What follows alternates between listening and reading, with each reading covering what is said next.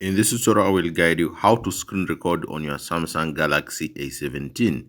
Now ensure that you follow the instructions very carefully. One thing you'll notice, the Samsung Galaxy A17 phone doesn't come with a screen record. So if I just come here at the top here, which normally the screen record is located, you can see there is no a screen record. Now here's what you'll need to do. You just need to download the application that is called the screen recorder app. So for example, the app that I'm using is X Recorder. Now you can open the Play Store and then search for screen record. Now also search for screen record, you'll see many lists of apps here. But I prefer to check the apps that are at least the rating of 4.7 and so on.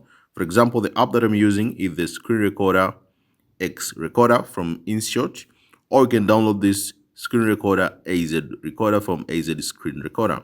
So that's how you'll need to have it. After downloading this application, then you can open the screen recorder app and you'll be able to record the screen for your phone. Now, also the important thing you need to do, you can go up to your settings, then scroll down, tap on apps. Now search for the screen recorder app that you've downloaded. For me, it's X Recorder.